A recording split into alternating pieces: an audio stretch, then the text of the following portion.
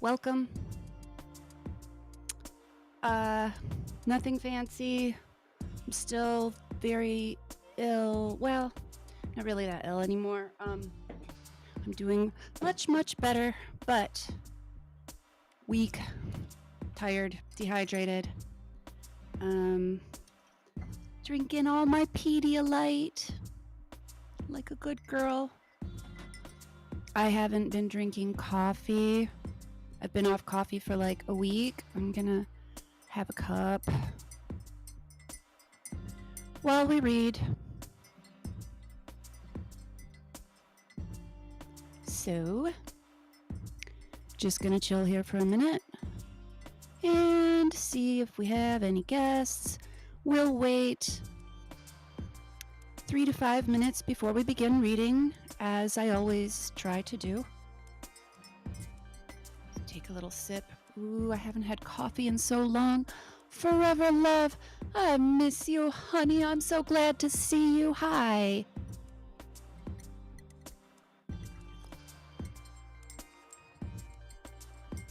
That's quite good. Yeah, I'm getting a little better, but it's slow process. I'm gonna have to see more doctors. I hate doctors now. They've done so many horrible things to me over the last 30 years. Yeah. It's been rough. But this is one I can't fix just with some herbs and hanging out because I don't have enough advanced knowledge. I might have Crohn's disease, which is going to suck if that's the case, I guess. But it wouldn't be surprising. I do have diverticulitis, and that's always a pain in the butt. And there's another stink bug flying around up here. This is the only warm place they can find in Michigan, is up here in the attic with me. So they're alive and well, along with many ladybugs. Those I don't mind. But there's also the Japanese beetles that look just like ladybugs. Oh, I'm sorry. That's bad, Forever Love. It's rough. And then, people are kind of rude to you when you're like, no, I can't eat that, or I don't want to go out to eat. But you know what a pain it is. Yeah, listen to your gut. You gotta listen to your gut. And I'm always indulging in things I shouldn't eat because I do want to be social. I do want to go to some of the family dinners. They do family dinner every Sunday now, and I hardly ever go. I was going for a while, but they're always eating foods that I can't really eat, and they often put things in them and don't tell me, like pork or something that I'm not supposed to have. My body literally won't process it, and I will get sick. So I just can't go. So I have been alone for a super long time. Oh, I hope it's not Crohn's, girl. Oh, one of my friends in college had it. Well, he was a classmate. He wasn't like a good friend, but that poor guy. He was always in so much pain, and I am in a lot of pain. I don't think it is, though, because I'm not in constant, consistent pain. It's just when I eat poorly.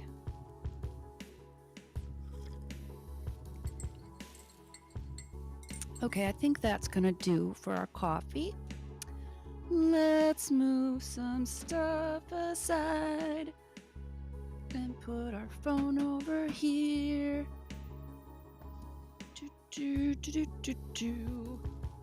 And grab our book.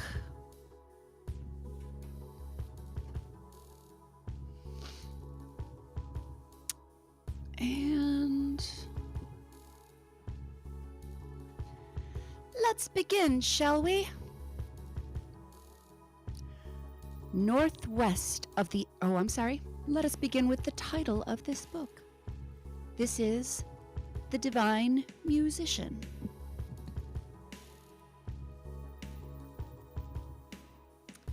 Northwest of the Aegean, where the cliffs of Pelion rise sheer out of the sea, dwelt long ago Chiron the centaur, the wisest of living things, half man, half horse. Many brothers had he, who in form were like himself, but their hearts within were hard and wild, and because of their untamed passions and their cruelty and lust, they were hated alike by gods and men. But Chiron was gentle and mild. He knew all manner of strange things.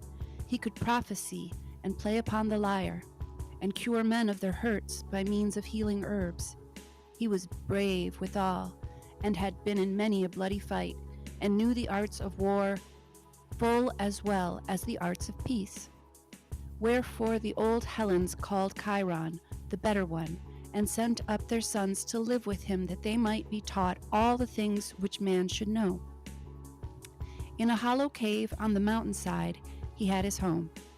Far up above him, the snow-capped peaks of Pelion kept watch over the nestling townships of the plain, and far, far below, the waves of the Aegean washed without ceasing on the rocks of that pitiless coast, now soft and soothing as the song a mother sings to her child, now loud and boisterous beneath the lash of the storm wind, when the seabirds fly screaming to the shelter of the shore. All around were dark forests of chestnut, pine, and oak, where many a fierce beast had his lair. In the branches of the trees the wild birds built their nests and filled the dark glades with song. About the mouth of the cave, the ground was trampled hard beneath the tread of many feet, and paths led this way and that, some into the heart of the forests, others down the steep cliff to the shore. Every morning at sunrise, a troop of boys and youths would come up from the cave and, dividing into groups, would go their several ways to fish or to hunt, or to follow the course of some stream to its unknown source in the mountains. Sometimes Chiron himself would go with them, if he thought they had need of his help. But more oft he left them to their own devices, to follow each one his own bent as nature prompted him.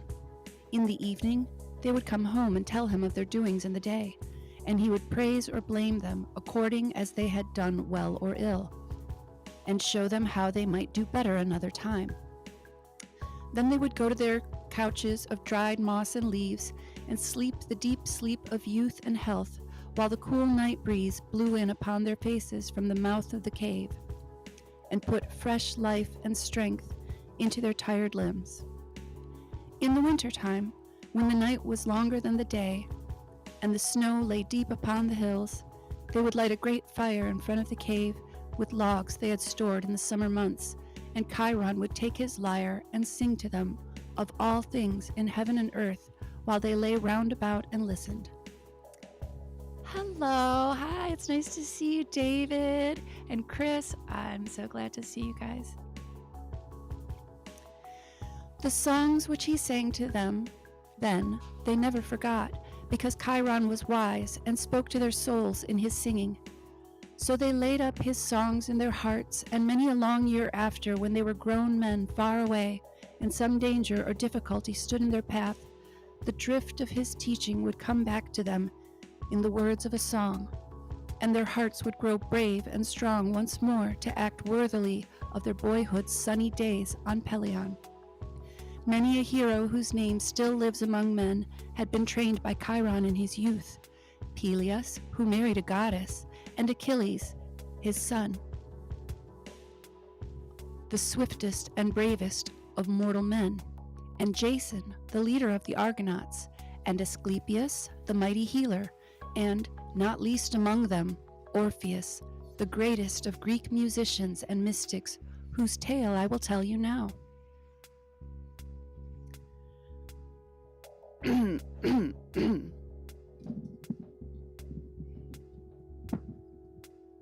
Oh, that's nice. I hope you enjoyed dinner with your sister this evening, David. Do a little rearranging here. Perhaps I can get a bit more comfortable. One day, as the shades of evening were beginning to fall, Chiron stood before the mouth of the cave, waiting for the lads to come home. Sooner than he expected, he saw one of them far away coming down a path from the mountains, and he marveled that he should return so soon and alone. As he came nearer, Chiron saw that he walked with his eyes upon the ground, deep in thought. Every now and again he stopped and looked round upon the peaceful hillsides, stretching calm and smiling in the golden glow of the evening, and when he had gazed for a moment he sighed, as though he would breathe into his soul the beauty he saw all around him, and then went on his way once more with his eyes on the ground. So he walked till he came close to the cave and saw Chiron standing in the entrance. Then he ran up to him and put his hand upon his shoulder. "My father," he cried, "look round upon the hills. Hast thou ever seen them so fair as they have been this day?" "Orpheus," he said, "the fair face of the earth changes but little. In the soul of man it lies to look upon her and see her beauty, or to be blind." "Till this day I have been blind, Chiron," he said. "And who has lifted the veil from thine eyes, my son?" asked his master. "I know not," he said, "but this morning, while yet it was dark, there came to me a strange unrest and a longing to be alone. So I crept forth from the cave whilst you were all sleeping, and climbed up the mountainside, up in the gray light before dawn, till I came to the place where the white snow lies like a cloak about the shaggy shoulders of Pelion. There I left the track of my footsteps where no feet but mine had trod, and climbed up upon a boulder, and looked out across the sea. And I saw the great sun rise out of the east. As I looked, it seemed that I beheld the face of God, and as the snow and the sea and the forests awoke to life in the light of his glory, my soul awoke within me. All the day long I wandered about the forests and hills, and I saw the beauty of the trees and the grass, and the grace of the wild deer as he bounded over the rocks, as I had never seen it before. The wonder of this day lies like a burden on my heart that I fain would ease, yet I have no words to tell of it."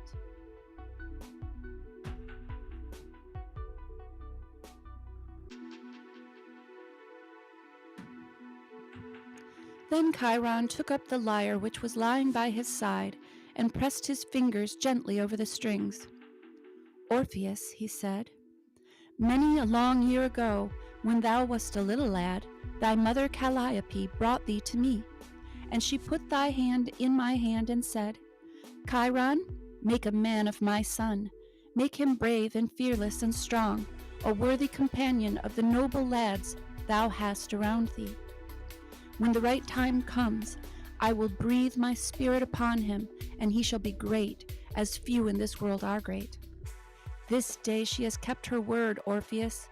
She has breathed her spirit upon thee, and has opened the eyes of thy soul, and made them see." "Who is my mother Calliope?" asked the lad. "She is the fair-voiced one, who speaks through the lips of mortals by music and song, Orpheus. With her sisters, she dwells forever by the sunlit streams of Helicon, where they follow in the footsteps of Apollo, their lord, across the green lawns and the flowery meadows. All knowledge, all music of sound and of words comes to men by their gift, those 9 great sisters, the Muses. Happy art thou to be her son. Take now this lyre from mine hand, ease the burden of thy soul in song, and learn how great is the gift she has given thee." So Orpheus took the lyre from his master and struck the chords, as all the lads who dwelt with Chiron knew full well how to do. But instead of the old songs that he had learned from his childhood, a new song came to his lips, and he sang as he had never sung before. Far away upon the hillsides, his companions heard his voice, and they stopped upon their homeward way to listen, as the evening breeze bore the sound to their ears. When they knew that the voice came from home, they hastened on and drew silently near, that no sound might disturb the singer, and throwing themselves upon the ground at his feet, forgot their weariness and hunger as they listened. On and on he sang, forgetful of all else but his song, till the red glow of the evening died away in the west, and the stars shone pale in the twilight. There was a strange magic about his music, which drew all living things to his feet, as a magnet draws the cold heart of steel.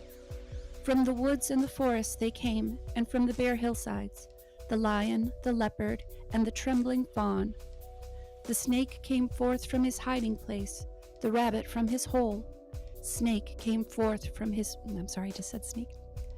And the wild birds wheeled about his head and settled on the brow of the cave. The very trees seemed to hear him as they swayed their heads to and fro to the rhythm of his song. As he looked round upon his comrades while he sang, his heart grew strong within him, for he felt that a strange new power had been born in his soul, which could bow the heads of men beneath his will as the wind bows the rushes by the stream. So he sang on as the twilight deepened into night, and all the stars of heaven came forth to listen, till at length his song died upon his lips like a breeze lulled to rest at sunset. For a moment the creatures lay spellbound around him. Then one by one they crept back to their homes, with their fears and their hatreds tamed for a while by the magic of his singing. And his companions crowded round him with words of praise and eager questions. "Who taught thee thy magic song, Orpheus?" they cried. "The sunrise and the snow," he answered, "and the teaching of Chiron, and my happy days with you, and the spirit of my mother Calliope. All these have taught me my song." But his answer was a dark saying to them, and not one of them understood it save Chiron.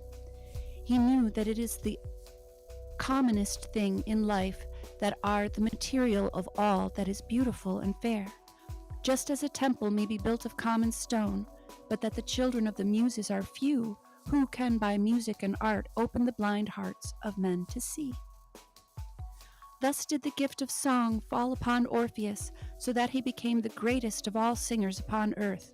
All day long he would wander about the woods and the hills, and tame the heart of every living thing with the magic of his voice. Hello, TW. Glad you came by for a visit.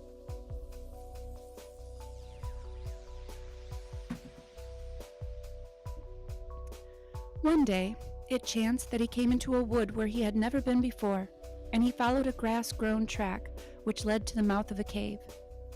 On one side of the cave stood a tall beech tree, whose moss-covered roots offered a tempting seat, and close by a clear stream gushed forth from the rocks.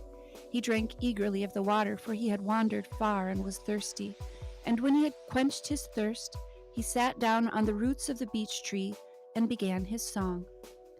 As before, the wild things gathered around him and crouched at his feet, tame and silent as he sang, and from the shadow of the cave crept a wood nymph and lay upon the grass, with her chin between her hands, looking up into his face.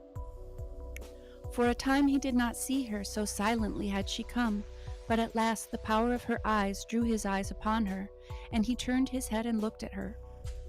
When he saw her, his arm fell useless by his side, and his voice died away in his throat, for he had never looked upon anyone so fair. Her hair was black as the storm cloud, but her eyes were blue as the summer sky, and she lay like a white flower in the grass at his feet. For a long moment he gazed into her face without speaking, as she gazed back at him, and at last he spoke. "Who art thou, maiden?" he asked. "I am Eurydice," she answered. "Thy hair is black as midnight, Eurydice," he said, "and thine eyes are bright as the noonday." "Are not midnight and noonday fair to thine eyes?" she asked. "They are fair indeed, but thou art fairer." "Then I am well content," she said. "I know not thy name nor thy face, Eurydice," said he, "but my heart beats with thy heart as though we were not strangers." "When two hearts beat together, Orpheus, they are strangers no more, whether they have known each other all their days or have met as thou and I have met. Long ago the fame of thee and thy singing reached mine ears, but I hardened my heart against thee and said, 'It is an idle rumor, and he is no better than other men, before whose face I flee.' But now the gods have brought thy steps to the hollow cave where I dwell, and thou, by thy magic, hast drawn me to thy feet, so that I, who doubted thy power, must follow thee whithersoever thou wilt. Shall I sing thee a song, Eurydice? the song thou hast sown in my heart." "Yes, sing me that song," she answered. So he struck the chords of his lyre and sang her the song that was born of her beauty. One by one, the wild creatures stole back to the forest, for that song was not for them, and they too were left alone beneath the spreading boughs of the beech tree. As he sang, Eurydice crept closer to him, till her head rested on his knee, and her long black hair fell in a cloud about his feet. As she drew nearer, his voice grew lower, till it became but a whisper in her ear.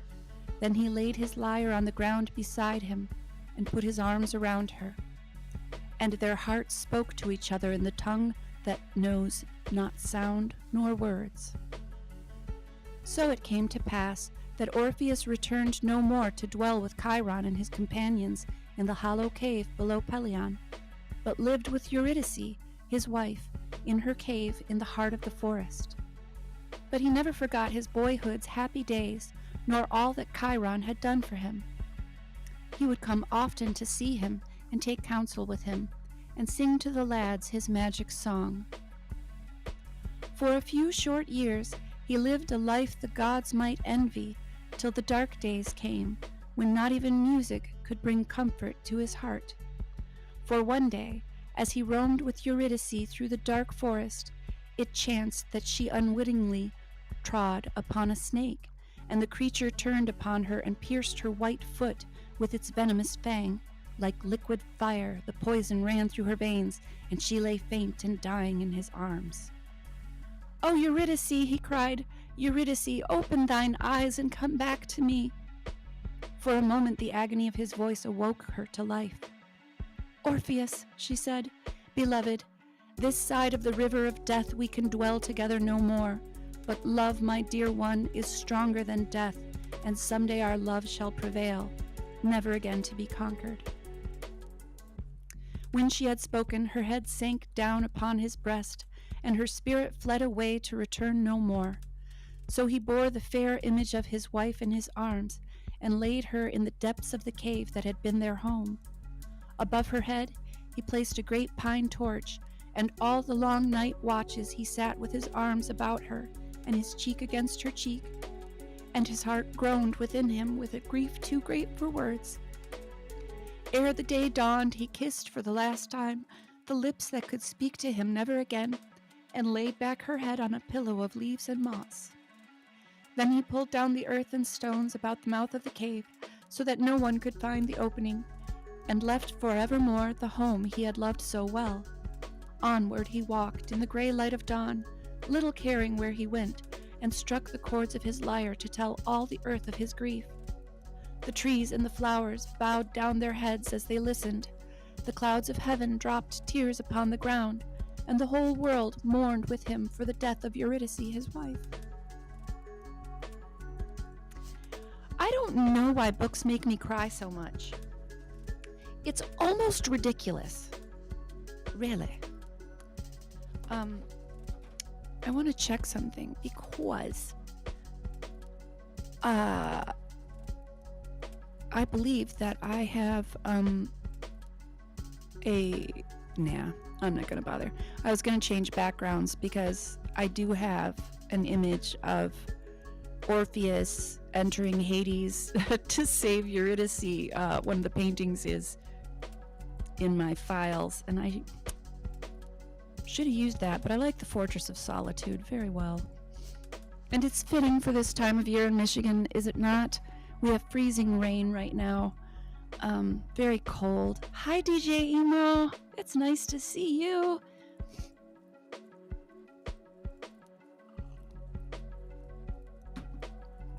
Keep rocking out. Lev, hi.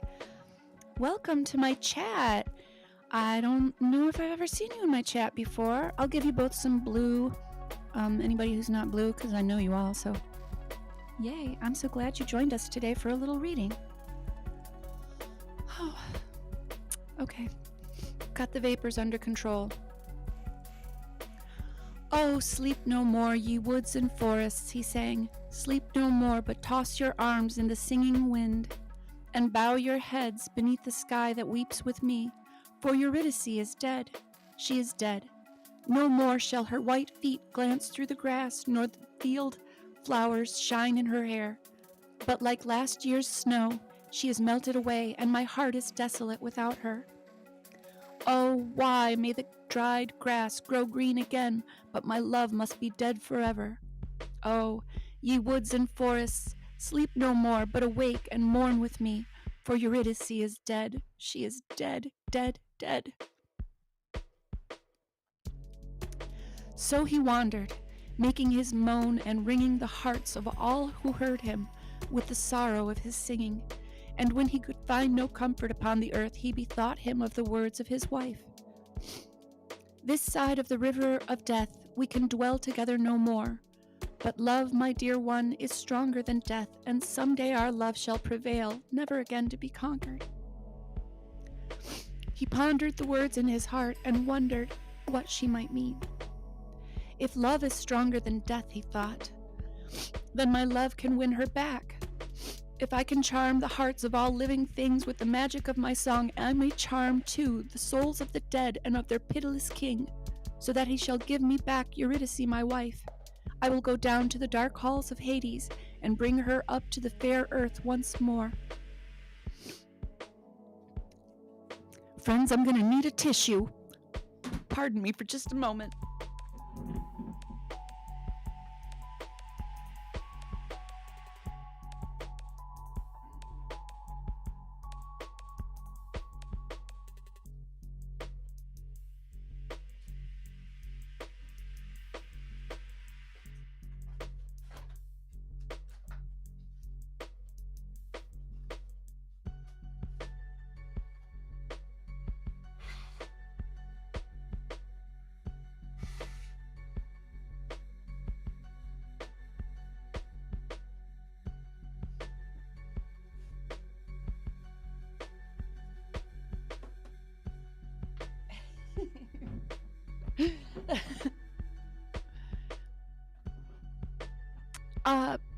We still sing for our dead. My daughter's funeral was very musical. Her friends played a composition she had written herself. That was beautiful, if you like low brass. And my cousin Amanda, who's a very famous singer, sang for me, which was beyond beautiful. And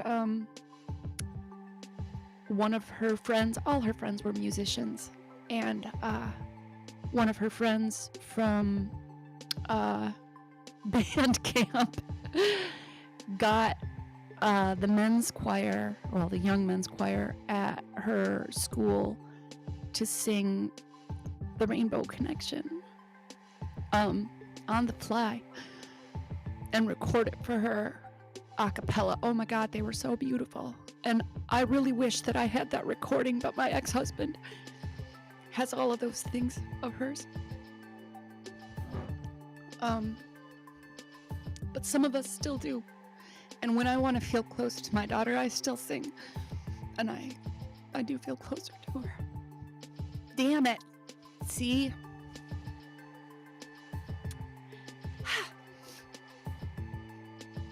This show must go on.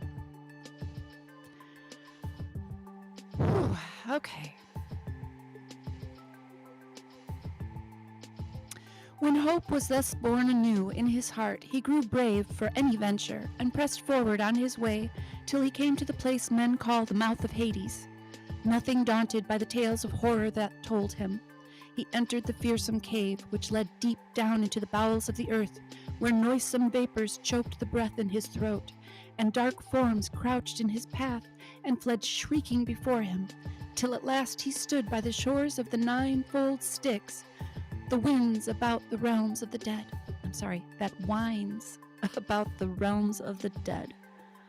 Then he shouted aloud to Charon, the ferryman, to row him across in his boat. When the old man heard his voice, he stopped midway across the stream. "Who is it that calls me in the voice of the living?" he asked.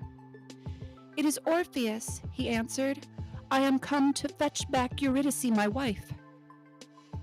But the old man laughed, and his laugh cut the heart of Orpheus like a knife.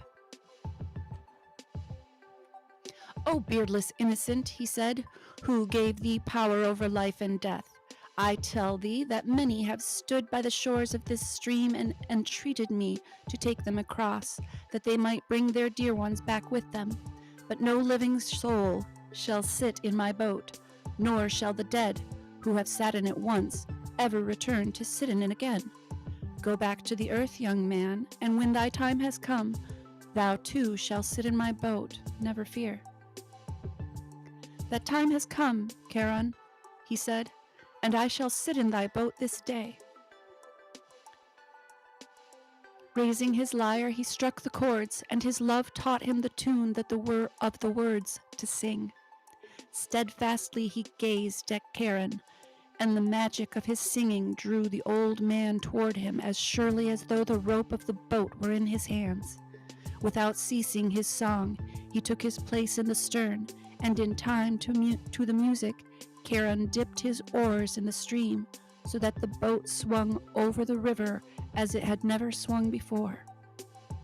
As it stranded in the shallow water, Orpheus leaped lightly to the shore.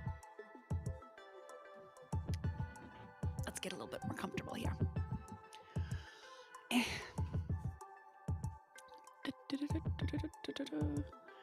"Farewell for the present, Charon," he cried. "We shall meet again ere long." He hastened on his way, playing and singing his magic song, resting on his pole. The old man looked after him with wonder in his heart and shaded his eyes with his hand. For a ray of the sun seemed to shine for a moment in that cold gray land as Orpheus passed by.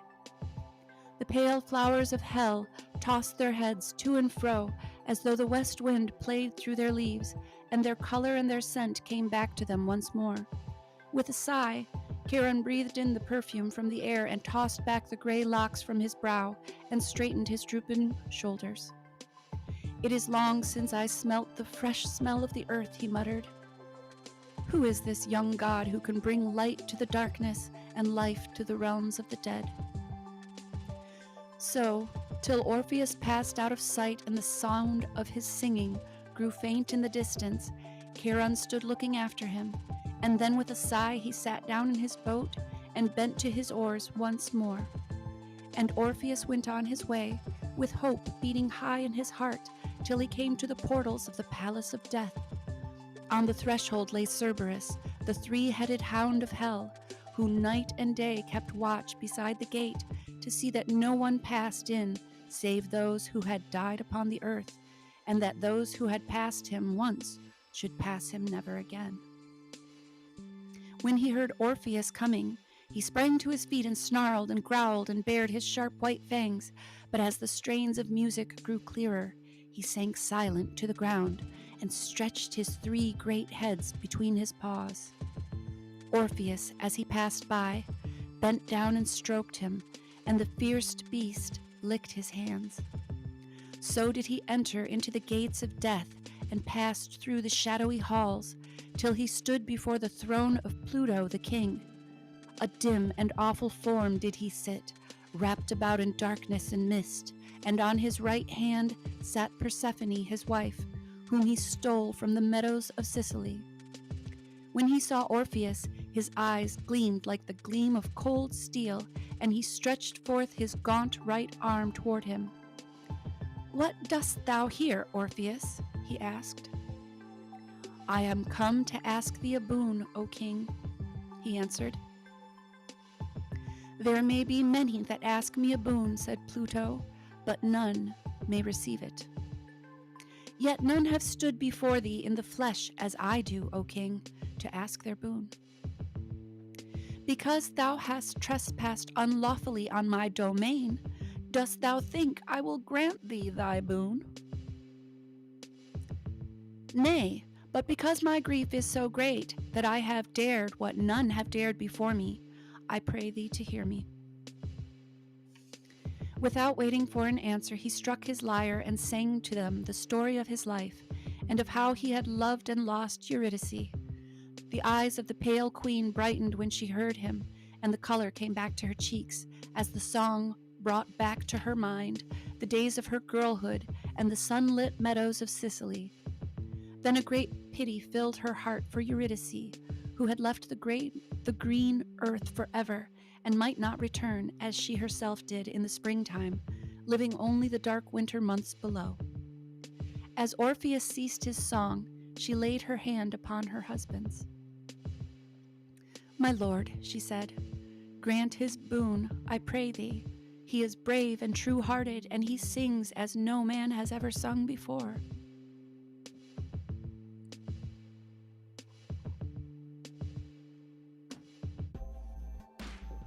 But the stern king sat with his head upon his hand and his eyes cast down, deep in thought. At length he spoke, and his voice was soft and kind. "Orpheus," he said, "thou hast touched my heart with thy singing, yet it lies not with me to grant thee thy boon.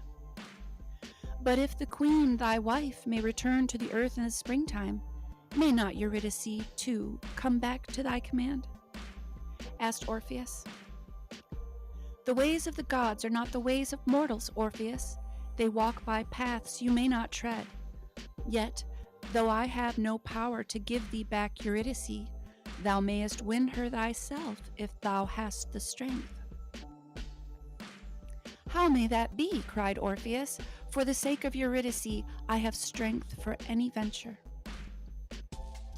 "No strength of the flesh can win her, Orpheus, but the strength of a faithful unfaltering. I will send for her, and when thou seest her stand within the hall, holding out her hands toward thee, thou must harden thy heart, and turn and flee before her by the way thou camest. For the love of thee she will follow, and she will entreat thee to look at her and give her thy hand over the stony way. But thou must neither look at her nor speak to her. One look, one word, will be thine undoing, and she must vanish from thine eyes forever. The spell of thy song still rests upon the guardians of my kingdom, and they will let thee and thy wife pass by, but think not by word nor deed to help her. Alone she passed from life to death, and alone she must pass back from death to life. Her love and thy faith can be the only bond between you. Hast thou the strength for this?" "My lord," cried Orpheus, "'tis but a small thing to ask of a love like mine." "It will be harder than thou thinkest," the king replied. "Nevertheless, I will call Eurydice."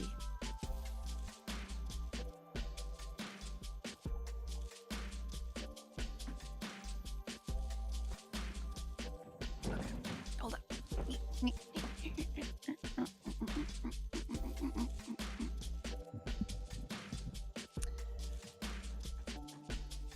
That's a little better. A little better. I'm just, it's a constant fussing with placement of things when you're trying to read. Hey, hello, new to chat? MXMN Adventures, nice to see you. Or do I know you by another name? I might. I get around in the chats. He signed to a messenger to fetch her. In a few moments he returned, and behind him came Eurydice from the garden of death. The dank dew hung heavy about her, and she walked with her eyes upon the ground while her long black hair hid the paleness of her face. Thus did she come into the center of the hall, and, not speaking or moving, Orpheus gazed upon her till she raised her eyes and saw him. With a cry she sprang toward him. "Orpheus!" she said. But remembering the words of the king, he turned and fled before her through the misty halls and out by the great gate where Cerberus lay tamed with his head between his paws. And he tried to shut his ears to her pleading as they sped across the plain, but every word that she said cut his heart like a stab, and more than once he almost turned to answer her, so piteous was her cry. "O Orpheus, what have I done? Why dost thou flee from me? Oh, give me one look to say thou lovest me still." But he remained firm in his resolve, and sat himself in Charon's boat, and steeled his heart, whilst she sat beside him, but could not touch him. For he was a living soul, and she was a shade, and might not touch him if she would. But still she pleaded with him. O Orpheus, my heart is starving for one look, one word. I know thou lovest me, but oh, to see thine eyes tell me so, and hear thy lips say it. He longed to turn and clasp her in his arms and tell her how he loved her better than life, but still he refrained, and hugged his lyre close to his breast in his agony. And as soon as the boat touched the shore, he leapt out and hastened up the steep dark path, whilst the sweat stood out in drops upon his brow, so hard was the way and so stifling the air. Behind him followed Eurydice, and if the way was hard for him, for her it was 10 times harder. She had no strength for words, and only by her sobs did Orpheus know she was following still. So they went on, till at length the air grew pure and fresh, and the daylight shone before them at the mouth of the cave. With eager steps, Orpheus pressed forward, longing for the moment when he might clasp his wife in his arms and speak to her once more. But as the way grew easier for him, it grew harder for Eurydice, since no one may pass from death to life without sore travail and pain. So she struggled and stumbled after him, and her heart gave way within her as she felt she could follow no farther. Orpheus, she cried in her despair, thy hand! Ere reason could restrain him, his heart had answered her sudden cry, and he turned and held out his arms to help her. All too late he knew his folly. Even as he was about to hold her, she slipped away, and as smoke is borne away on the wings of the wind, so was she borne away, helpless and lifeless, to the realms of the dead, and her voice floated back like the echo of a dream. Farewell, Orpheus. Alas, alas, farewell. So for the second time did he lose Eurydice, and if his grief was great before, it was 10 times greater now. For as the cup of joy had touched his lips, it had slipped from his hand and broken, and he knew that the chance the gods had given him once, they would never give him again, but that all his life long he must dwell in loneliness without Eurydice his wife. Blindly he went forward with his lyre beneath his arm. The strings hung broken and lifeless, for the rocks and thorns had torn them as he passed on his way up from Hades. But he heeded not, nor made any effort to mend them, for the strings of his heart had broken too, and the music in his soul was dead. In black despair he wandered on, and the sunshine to his eyes was darkness, and the fair forms of earth were sadder than the phantoms of Hades had seemed to him, while hope still beat in his breast. As a colt that has wandered far by unknown paths returns at last surely to his homestead, so did his feet carry him back to Pelion and the dear home of his boyhood. Not till he stood in the path which led up to the cave did he know where he had come, but when he saw the mouth of the cave before him, his eyes were opened once more, and a faint joy stole into his heart as he went on and sat down on the stone outside. All was silent and deserted, and he sat for a while alone with his sad thoughts, till he felt a touch upon his shoulder, and looked up into the face of Chiron standing beside him.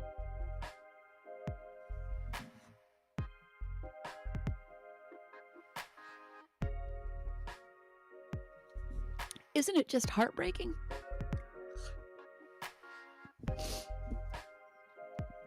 "Oh, my master," he cried. "My son, thou hast suffered," said Chiron. "I have been down into Hades, Chiron," he answered. "My child," said Chiron, "I know it all." He gazed upon him, his great mild eyes full of pity, and Orpheus gazed back at him and knew that he understood, though how he had learnt his tale he could not tell. His heart drew comfort from the sympathy that understood without words, and was softened as the parched earth is softened by rain, so that he took Chiron's hands between his, and bowed his head upon them, and wept. Thus it came to pass that he returned to his boyhood home, and dwelt once more with Chiron and his lads beneath the shade of snow-capped Pelion. In time, the bitterness of his grief was purged away, and he remembered Eurydice as something bright and fair that had been woven into the web of his life while yet it was young, and which could never be taken away. As he listened again to the old songs which Chiron had sung to him and his comrades when they were lads, the fire and the eagerness of his youth were born once more within him. When he saw the elder ones go forth into the world, and little lads brought up to take their place with Chiron, he felt how life stands ever beckoning and calling to those in whose vein the blood of gods and heroes runs, and they go forth to rule and to serve, to fight and to labor, in answer to the call which the foolish do not hear. So one morning he took his lyre, which for many a long day had lain silent, and putting fresh strings for the ones that were broken, he passed his fingers lovingly over them as of old. And the spirit of music sprang to life once more in his heart, as the flowers spring to life when the winter is past, so that once again he could charm every living thing by the magic of his song.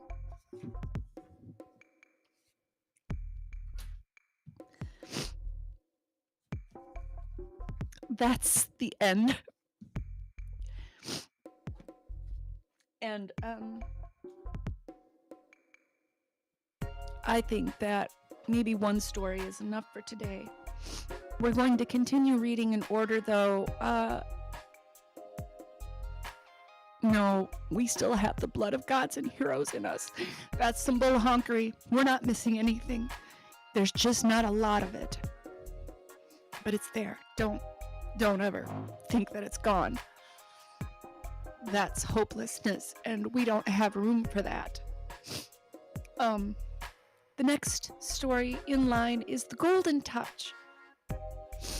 I don't know what day I'll want to read again. It just depends on how I'm feeling and how I'm recovering.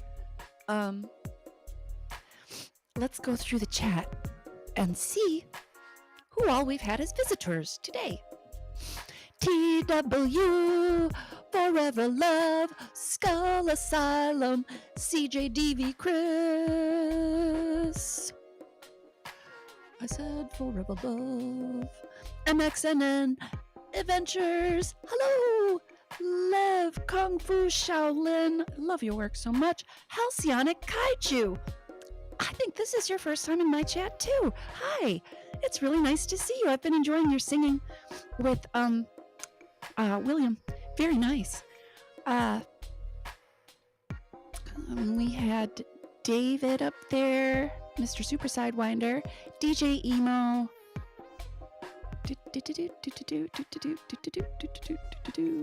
Reading, scrolling, where we got. Did I miss anybody? I haven't missed anyone yet. Mindful Exposures. Hi, good to see you today. I hope you've all been having a great day wherever you are. It's still really cold here, but not as cold as it was. We've got freezing rain now instead of snow. But yeah, lots of cold, man. I'd actually rather have the frigid back because the wet aches more on if you've got like joint issues and stuff, which I do some. But honestly, despite being sick, I'm going to have to say that I think I needed a good body purge. Because it was like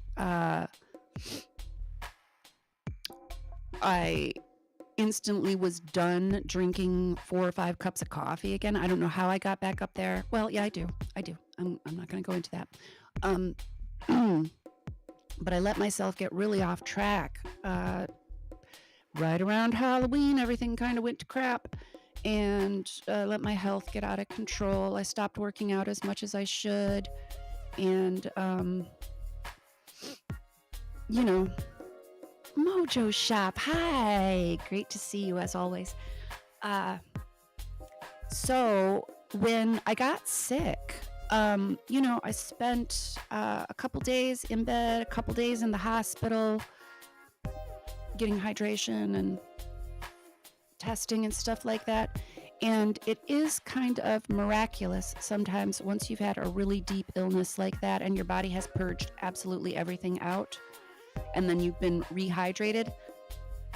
I did a couple of peeling masks and scrubs and stuff, but I'm so much better hydrated now. I've been drinking Pedialyte and with the exception of dark circles from not sleeping and stuff like that, I feel like it actually took some time off my face. It purged me of a need for coffee or caffeine or anything like that, like no caffeine headaches, nothing like that. This is the first cup I've had in a while. Thank you. I appreciate that, Esra. I feel a good bit better. My throat is still, like burned a bit from upchucking, which is yuck. But I also, I had to quit smoking in the summer, and sometime in the fall I started smoking again and it became a habit again. And now it's like gone. It was that easy. And I'm still having a half a cigarette here and there, but not like I was. It's like my body got a refresh. And when your body gets sick and purges, it needs to. You need to not try to stop the symptoms, but try to let them happen and keep oneself comfortable through it, because the illness is the sign of the body working, usually. It is your own immune system doing its job. And apparently it was time for something to get purged out of my system. And I'm overall feeling better. It's just a little bit of weakness and getting my stomach used to food and stuff again. But I think from here on out, things will get rapidly better. I'm, not able to walk and work out as if I hadn't been sick or anything, but already better. And that's a great thing. So, I don't know. I could babble for a few more minutes, but how about a short story? A very short story. This is another one of the books from Grampy's house, the young folks shelf of books. This one is only, I think, about 3 pages, and I haven't read it in years and years and years. But of all the books in Grandpa's house, after he passed, and they allowed us to come in and take some things, when we were haggling over who gets what books and whatnot, I wanted the one that included the story of the Habiyahs. Habiyahs, spelled Hobyahs. My Aunt Janice used to tell me this story all the time. It was my favorite. And she did just the best voices. She was such a good caretaker. I love my aunt so much. I love all my aunties, but Janice in particular has special place in my heart. When other people in the family would be mean to me, Janice was always there, going, you know what? You shut your dirty mouth. She always loved me, and she always took care of me. And that held true, up into teens and everything. She's just a wonderful person. She had a rough life. So here we go. Let's read my favorite story from Aunt Jan. The Habiyahs by Joseph Jacobs. Once there was an old man and woman and a little girl, and they all lived in a house made of hemp stalks. Now the old man had a little dog named Turpie, and one night the Habiyahs came and said, "Habiyah, Habiyah, Habiyah, tear down the hemp stalks, eat up the old man and woman, and carry off the little girl." But little dog Turpie barked so that the Habiyahs ran off, and the old man said, "Little dog Turpie barks so that I cannot sleep nor slumber, and if I live till morning, I will cut off his tail." So in the morning, the old man cut off little dog Turpie's tail. The next night, the Habiyahs came again and said, "Habiyah, Habiyah, Habiyah, tear down the hemp stalks, eat up the old man and woman, and carry off the little girl." But little dog Turpie barked so loud that the Habiyahs ran off, and the old man said, "Little dog Turpie barks so that I cannot sleep nor slumber, and if I live till morning, I will cut off one of his legs." So in the morning, the old man cut off one of little dog Turpie's legs. The next night, the Habiyahs came again and said, "Habiyah, Habiyah, Habiyah, tear down the hemp stalks, eat up the old man and woman, and carry off the little girl." But little dog Turpie barked so that the Habiyahs ran off. And the old man said, "Little dog Turpie barks so that I cannot sleep nor slumber, and if I live till morning, I will cut off another of his legs." So in the morning, the old man cut off another one of little dog Turpie's legs. It's not a good story for Turpie. Oh no. The next night, the Habiyahs came again and said, "Habiyah, Habiyah, Habiyah, tear down the hemp stalks, eat up the old man and woman, and carry off the little girl." But little dog Turpie barked so that the Habiyahs ran off, and the old man said, "Little dog Turpie barks so that I cannot sleep nor slumber, and if I live till morning, I will cut off another of his legs." So in the morning, the old man cut off another of little dog Turpie's legs. The next night, the Habiyahs came again and said, "Habiyah, Habiyah, Habiyah, tear down the hemp stalks, eat up the old man and woman, and carry off the little girl." But little dog Turpie barked so that the Habiyahs ran off, and the old man said, "Little dog Turpie barks so that I cannot sleep or slumber, and if I live till morning, I will cut off another of his legs." So in the morning, the old man cut off another of little dog Turpie's legs. The next night, the Habiyahs came again and said, "Habiyah, Habiyah, Habiyah, tear down the hemp stalks, eat up the old man and woman, and carry off the little girl." But the little dog Turpie barked so that Habiyahs ran off, and the old man said, "Little dog Turpie barks so that I cannot sleep or slumber, and if I live till morning, I will cut off little dog Turpie's head." So in the morning, the old man cut off little dog Turpie's head. The next night, the Habiyahs came again and said, "Habiyah, Habiyah, Habiyah, tear down the hemp stalks, eat up the old man and woman, and carry off the little girl." And when the Habiyahs found that little dog Turpie's head was cut off, they tore down the hemp stalks, ate up the old man and woman, and carried the little girl off in a bag.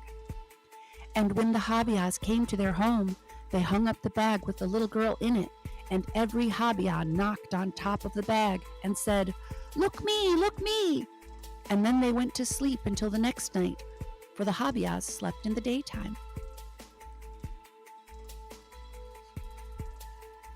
The little girl cried a great deal, and a man with a big dog came that way and heard her crying.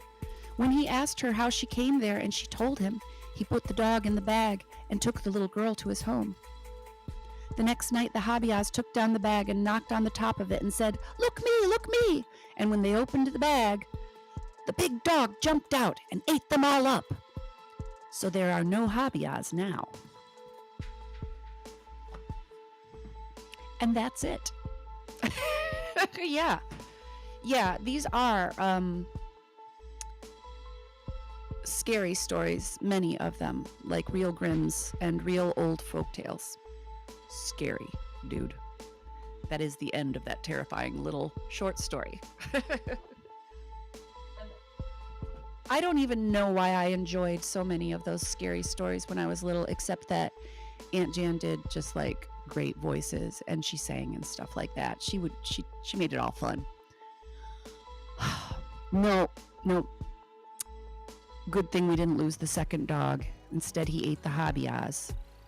Scoundrels. So so we had a really sad one and a really scary one, but that filled a whole hour. It's a good story, right? I just was, I thought there must be more to it because I loved it so much when I was a little kid. I remember going around going, Habiyahs, Habiyahs, when something was scary. Like, oh no, the Habiyahs are coming. Not as fun as Hobbits is. Hobbits are great. Yeah, we did all those Goosebumps and stuff too. And good times, man. So I think we'll leave it there. We're getting on till evening. It is 5:45 in the evening here in the snowy north of Michigan. Well, I'm not in northern Michigan. I'm right about here, somewhere maybe closer to here. Out there. I want to thank you all again for stopping by. I hope you enjoyed the tale of Orpheus and Eurydice. Heartbreaking love. So sad, but beautiful nonetheless. So, without further ado, I will say good evening to you all. I hope to see you soon. Once again, I think we got a good shout out on everybody.